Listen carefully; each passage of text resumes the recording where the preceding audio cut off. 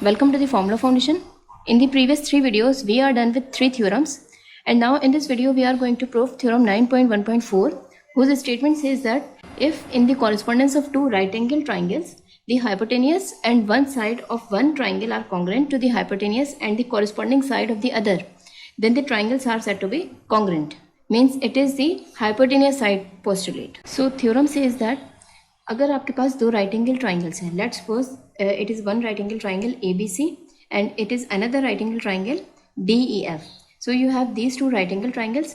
So according to theorem, अगर इन दो ट्राइंगल्स में से इसका कि जो राइट एंगल ट्राइंगल है उसमें जो साइड्स हैं उनके पर्टिकुलर नेम्स हैं.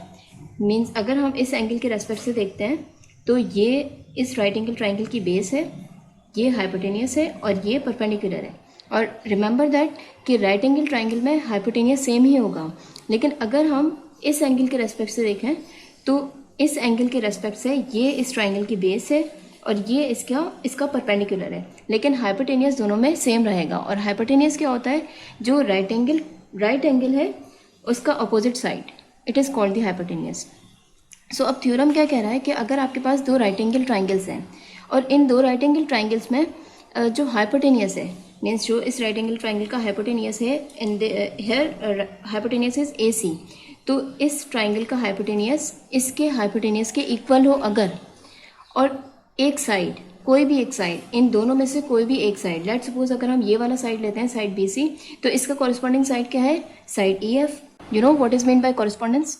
सो अगर ये वाला साइड इस साइड के इक्वल है और हाइपोटेनियस दो ट्राइंगल्स के कॉन्ग्रेंट है, तो it means according to theorem ये दो ट्राइंगल्स कॉन्ग्रेंट ट्राइंगल्स होंगी. And I hope you know what is mean by the congruent triangles. Two triangles are said to be congruent if their corresponding elements, all the corresponding elements are congruent or equal, right? And how to define corresponding elements? अगर इस triangle को उठाकर मैं इस triangle के ऊपर रखती हूँ तो जो एलिमेंट जिस एलिमेंट के ऊपर आएगा वो इसका कॉरस्पॉन्डिंग एलिमेंट होगा, राइट?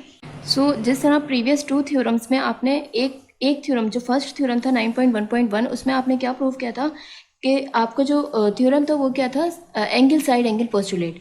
इट मीन्स कि आपके पास कोई भी ट्राइंगल थी, यहाँ पर जो पर्टिकुलर बात हो रही है राइट एंगल ट्राइंगल की, और जो प्रीवियसली आपने 2 थ्योरम्स प्रूव किए हैं उसमें जो ट्राइंगल्स थी वो जनरल ट्राइंगल्स थी, राइट? सो वो एक साइड एंगल साइड पोस्टुलेट था और उसके according angle side angle postulate था, और उसके अकॉर्डिंग अगर किसी एक ट्राइंगल के दो एंगल्स और एक साइड अपने दूसरे ट्राइंगल के कॉरस्पॉन्डिंग दो एंगल्स और एक साइड के इक्वल हो जाए तो वो दो ट्राइंगल्स कॉन्ग्रुएंट ट्राइंगल्स कहलाती हैं.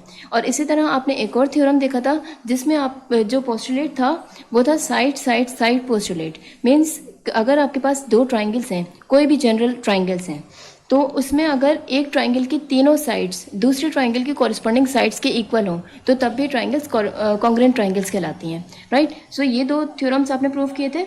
और अब ये थर्ड थ्योरम क्या है? इसका पोस्टुलेट कहलाता है हाइपोटेनियस साइड पोस्टुलेट. और उसके अकॉर्डिंग अगर हाइपोटेनियस दोनों ट्राइंगल्स के हाइपोटेनियस और कोई भी एक साइड, चाहे वो ये वाली साइड हो चाहे वो ये वाली साइड हो, कोई भी एक साइड अपने कॉरस्पॉन्डिंग साइड के इक्वल हो जाए तो तब भी ट्राइंगल्स कॉन्ग्रुएंट ट्राइंगल्स कहलाती हैं. And links of the previous theorems are given in the description box. So let's start with proof. So first you write given. So what you are given?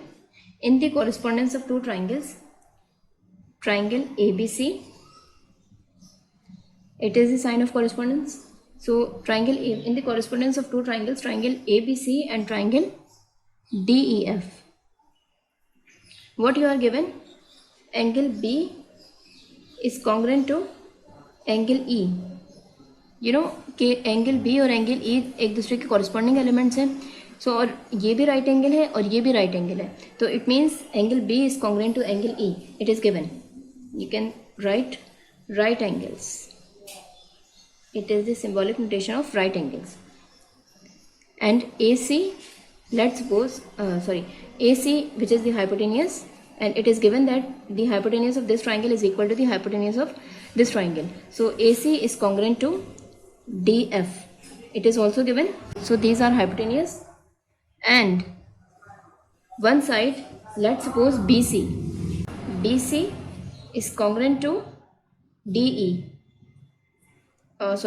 EF, not DE, EF, because the corresponding element of BC is EF. right? So it is given that these two triangles are the right angle triangles because we have two right angle triangles. And second one is AC is congruent to DF, which is given by the this postulate. And one side, and let's suppose this side BC is congruent to EF. अच्छा, इसकी जगह BC is congruent to EF की जगह आप ये भी ले सकते थे कि AB is congruent to DE. ये भी तो दो corresponding sides हैं, तो यहाँ कोई restriction नहीं है कि कोई भी side हो सकती है. Now what you have to prove? That triangle ABC is congruent to triangle DEF. ये आपको प्रूव करना है. सो इसको प्रूव करने के लिए आपको कोई ना कोई कंस्ट्रक्शन करनी है, और वो कंस्ट्रक्शन क्या है कि produce DE to the point G. यानी जो DE है उसको आप इंक्रीज करें, इस साइड को कितना प्रोड्यूस करेंगे, पॉइंट G तक.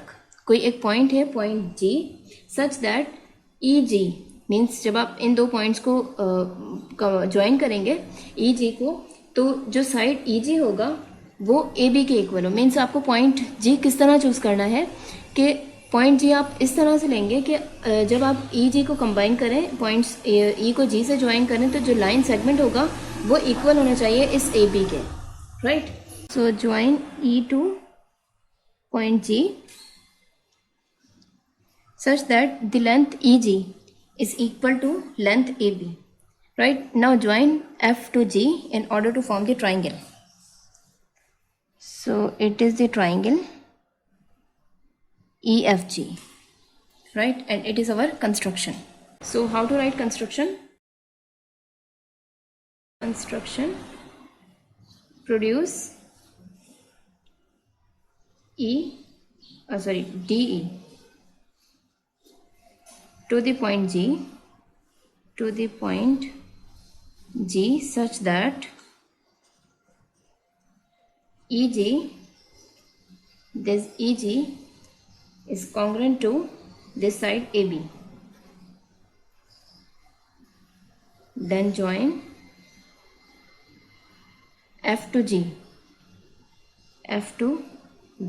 So let's start with proof. And in the first statement, we say measure angle DEF plus measure angle GEF is equal to 180 degree.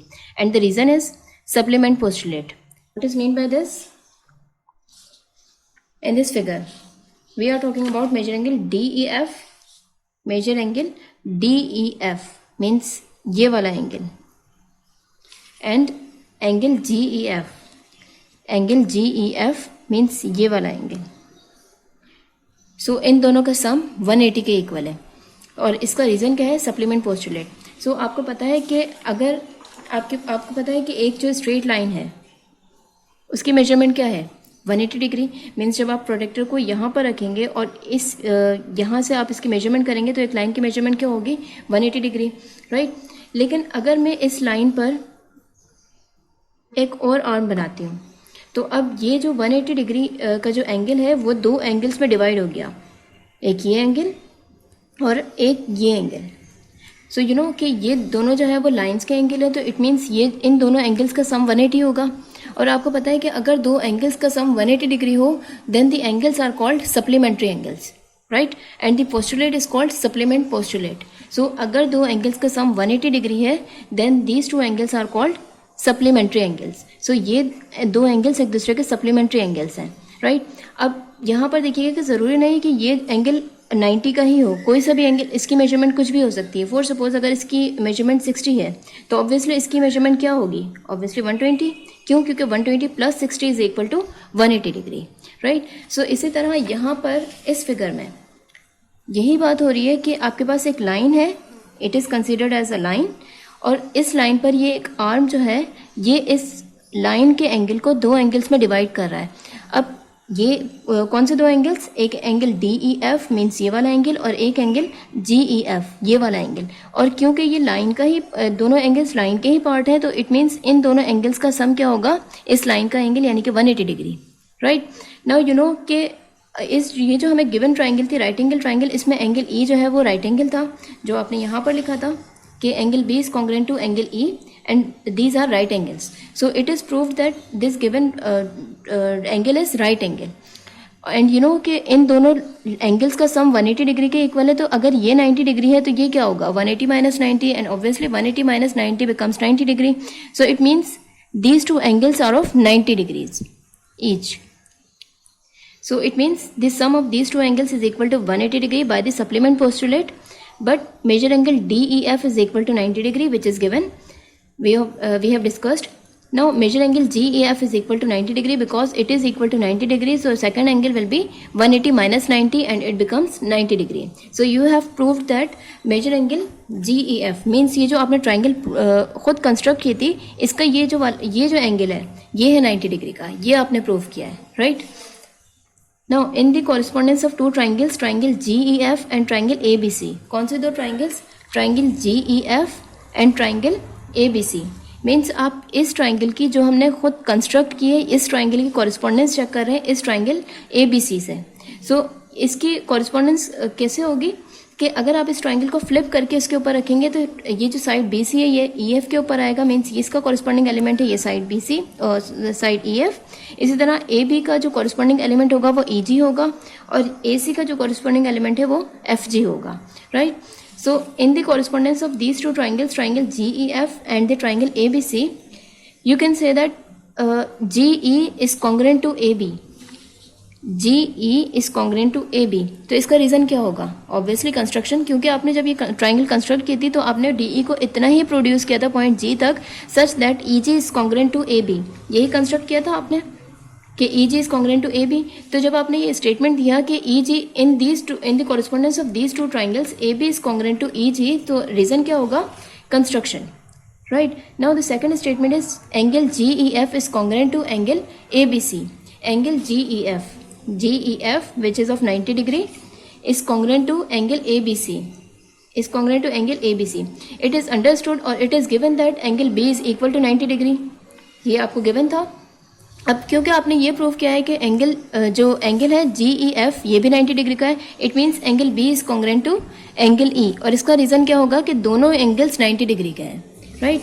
So each is right angle. Now the third statement is EF is congruent to BC. EF is congruent to BC.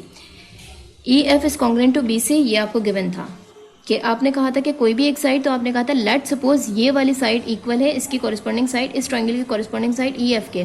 तो इससे क्या है, इससे आपको क्या मिला कि BC is congruent to EF, जो कि इस ट्रायंगल का भी पार्ट है और इस ट्रायंगल का भी पार्ट है. ये वाला साइड मतलब ये वाला साइड इन दोनों का कॉमन साइड है. तो BC is congruent to EF और इसका जो रीज़न है वो क्या है, गिवन, राइट. सो अब देखिएगा एक साइड GE और एक साइड EF इक्वल है दूसरी ट्रायंगल के कॉरेस्पॉन्डिंग साइड AB और BC के, और एक एंगल जो कि GEF है वो कॉन्ग्रेंट है अपने कॉरेस्पॉन्डिंग एंगल ABC के. So according to side angle side postulate, क्योंकि एक ट्रायंगल के दो साइड्स और एक एंगल दूसरे ट्रायंगल के कॉरेस्पॉन्डिंग दो साइड्स और एक एंगल के कॉन्ग्रेंट है. So according to side angle side postulate ये जो ट्रायंगल है, कौन सी दो ट्रायंगल्स, GEF और ABC, ये दोनों ट्रायंगल्स यानी कि ये जो आपने खुद कंस्ट्रक्ट की थी एक ये ट्रायंगल और एक ये ट्रायंगल, ये दोनों कॉन्ग्रेंट ट्रायंगल्स हैं by the side angle side postulate, right. अगर आपको साइड एंगल साइड पोस्टुलेट नहीं पता, so you must watch first video that is theorem 9.1.1. So you have proved that triangle GEF and triangle ABC are congruent triangles, right. Now क्योंकि ये दो triangles अब congruent triangles हैं और आपने ये प्रूव किया है साइड एंगल साइड पोस्टुलेट से, सो अब क्योंकि कॉन्ग्रेंट ट्रायंगल्स हैं तो इसके बाकी जो कॉरेस्पॉन्डिंग एलिमेंट्स हैं वो भी इक्वल होंगे.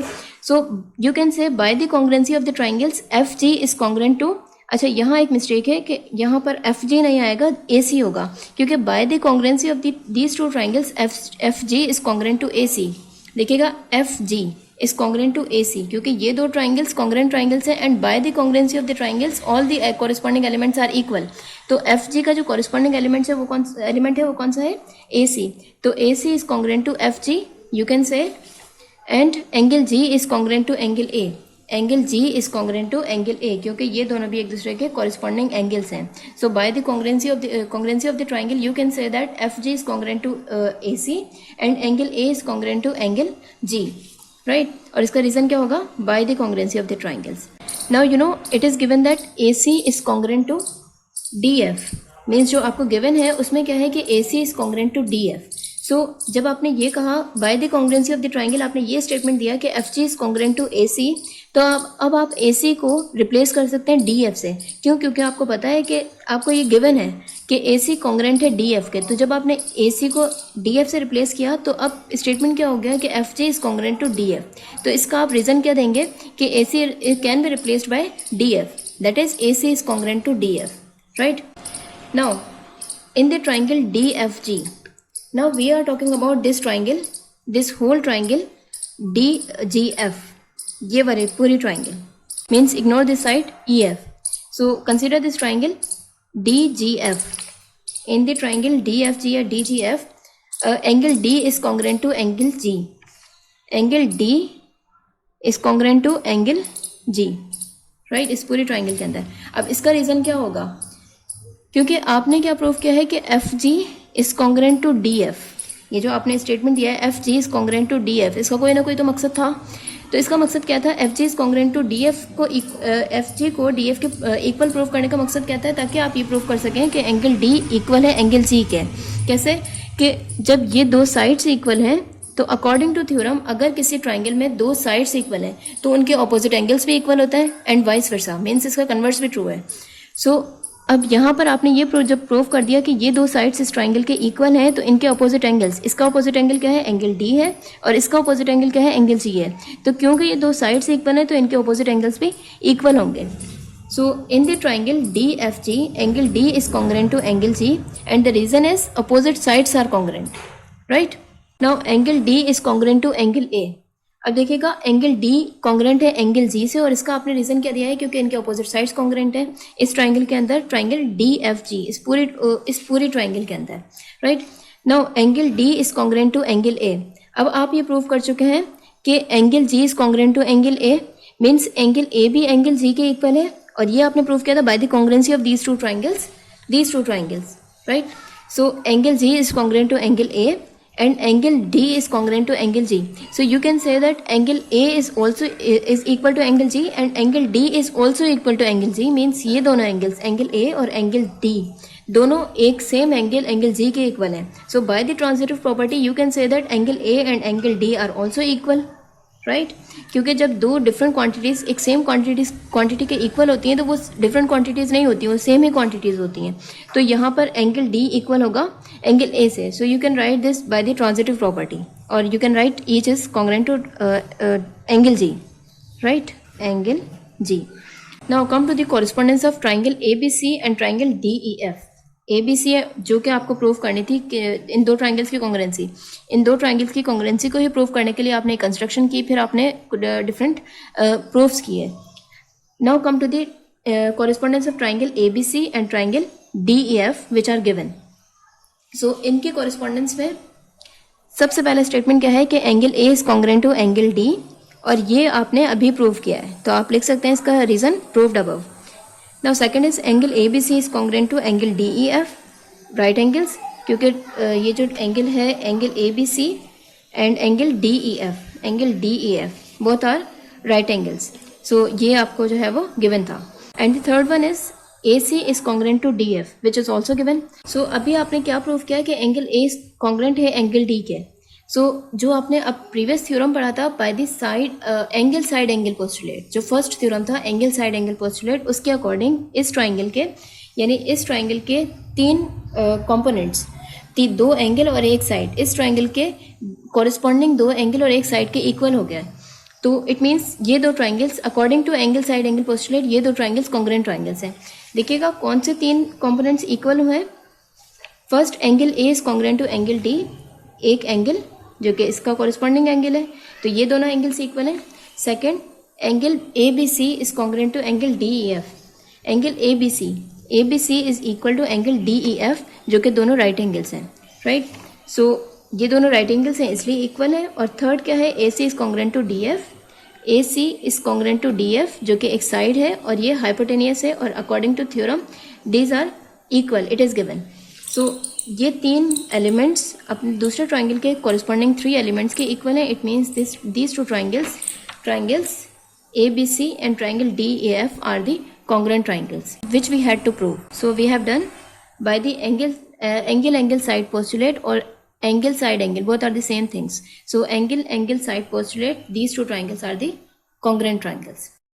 Now I pose a question here कि अगर ये दो राइट एंगल ट्राइंगल्स थी और according to hypotenuse side postulate इन दो राइट एंगल ट्राइंगल्स में दो साइड्स, जो कि एक हाइपोटेनियस था और एक आपने साइड कंसिडर की थी साइड BC, जो कि अपने कॉरस्पॉन्डिंग साइड EF के इक्वल थी। तो दो साइड, और क्योंकि ये दो राइट एंगल ट्राइंगल्स थी तो इनके जो राइट एंगल्स हैं वो भी एक दूसरे के कॉरस्पॉन्डिंग एलिमेंट्स थे, तो वो भी एक दूसरे के कॉन्ग्रुएंट एंगल्स थे, right. So according to side angle side postulate ये दो ट्राइंगल्स तो वैसे ही कॉन्ग्रुएंट ट्राइंगल्स थी, तो फिर हमें इसको प्रूव करने की ज़रूरत क्यों पड़ी? तो द आंसर इज़ दैट कि actually it is the side angle side postulate. यहाँ पर हमने साइड एंगल साइड पोस्टुलेट ही प्रूव किया है, लेकिन इन अ पर्टिकुलर केस कैसे कि क्योंकि आपको पता है कि side angle side postulate general triangles के लिए है, लेकिन यहाँ पर हमने पर्टिकुलरली दो राइट एंगल ट्राइंगल्स कंसिडर करके side angle side postulate prove किया है by using the angle side angle postulate.